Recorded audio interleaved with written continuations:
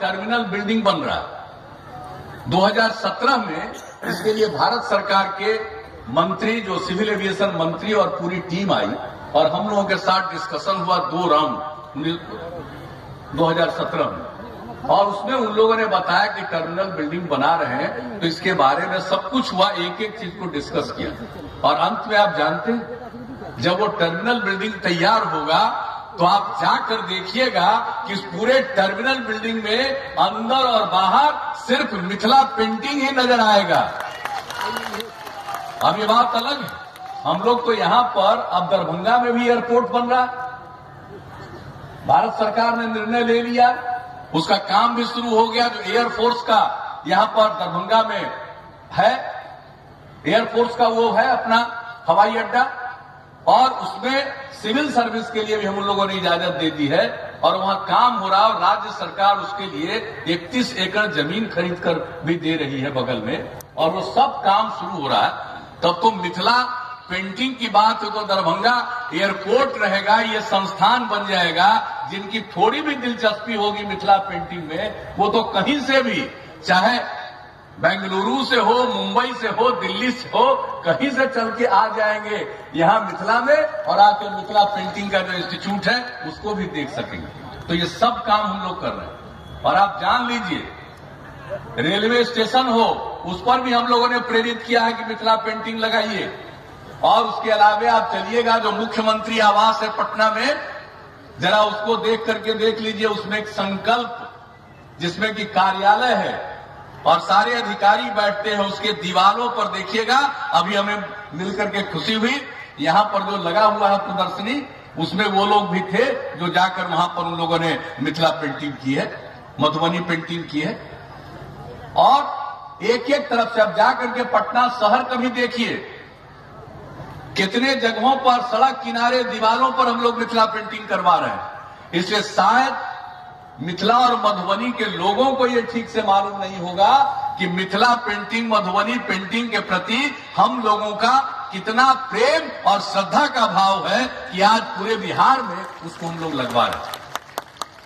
तो ऐसी कला है, इसको हम सब लोग प्रोत्साहित करने के लिए काम कर रहे हैं और मुझे खुशी होगी कि इसमें आप सब लोगों का सहयोग मिलेगा।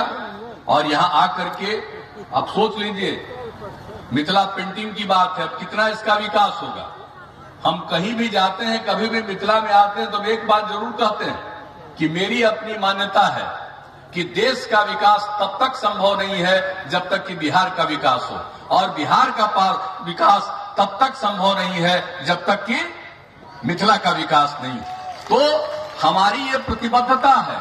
और आप जरा देख लीजिए मिथिला के क्षेत्र में, सड़कों का हो, पुलों का हो, एक एक चीज का काम हम लोगों ने जो किया है और कर रहे हैं।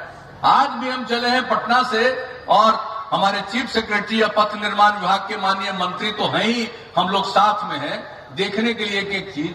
हम 2 दिन से देख रहे हैं और आज भी हम आए हैं किस तरह से मानसी से चल करके ये सहरसा, सुपौल सबको लिंक करते हुए जो सड़क हम लोग नया बनाना चाहते हैं, उसका अलाइनमेंट हमने देखा। और यहां की मीटिंग के बाद हम निकलेंगे और ये जो बॉर्डर रोड बनना है, इस बॉर्डर रोड के एक हिस्से को, उसके अलाइनमेंट को देखेंगे। कई जगहों पर उधर काम हुआ है, कई जगहों पर अभी पुल का ही निर्माण हुआ है और काम नहीं हुआ, उसको देखने चले। तो एक एक चीज में हम लोगों की दिलचस्पी। और अब कैसा हो गया, लोग कभी कल्पना करते थे, अब सड़कों की सुविधा हो गई, हम लोग एक एक चीज के लिए प्रतिबद्ध हैं। और बिजली की क्या स्थिति थी, लोगों को तो गांव में, देहात में, कस्बों में भी क्या स्थिति थी, बिजली कहां मिलती थी। लोगों को निर्भर रहना पड़ता था, चाहे वो ढिबरी जलाइए, चाहे दिया जलाइए, चाहे मोमबत्ती जलाइए, चाहे ललटेन जलाइए, इसी पर निर्भर रहना पड़ता था। और उसका शाम होते होते, रात होते होते लोग घबरा जाते थे कि बेटा भी कहीं घर के बाहर न निकल जाए अंधेरा में, तो लोग आशंकित रहते थे। इसलिए घर के अंदर बच्चा को कहते थे बाहर मत जा, भूत है। सब जगह, चाहे इस एरिया में हो या दक्षिण के एरिया, सब जगह लोग कहता था घर में बाहर मत जाओ, भूत है। क्योंकि रोशनी नहीं थी, बच्चे कहीं किसी संकट में न पड़ जाएं, इसलिए लोग कहता था भूत। और अब बताइए, हर गांव में बिजली पहुंचा दिया अप्रैल 2018 तक, और हर घर तक बिजली पहुंचा दिया जो इच्छुक है उनके घर तक अक्टूबर 2018 तक। अब सबके घर में बिजली है, अब बिजली की आपूर्ति भी ठीक ढंग से की जा रही है। अब लोग आराम से, जो हमारे बच्चे हैं उनको पढ़ने में कितनी सुविधा, हर तरह की सुविधा हो गई। तो इसलिए जब हम लोगों ने काम किया है तो भूत भी भाग गया और ललटेन की भी जरूरत नहीं रही। ये स्थिति उत्पन्न कर दी हम लोगों ने। इसलिए आप सब लोग से कहेंगे, ये जो विकास का काम इतना हो रहा, इसको गौर करिएगा। और समाज में टकराव पैदा करने की कुछ लोगों के द्वारा हमेशा कोशिश होती रहती है, उसके चक्कर में मत पड़िएगा। समाज आगे बढ़ेगा अगर विकास का भी काम कर रहे हैं, अगर समाज में प्रेम का, भाईचारे का, सद्भावना का माहौल रहेगा तो विकास का लाभ और मिलेगा और समाज और तेजी से आगे बढ़ेगा। इसलिए टकराव की ओर नहीं, हम सबको एक दूसरे का सम्मान करना चाहिए।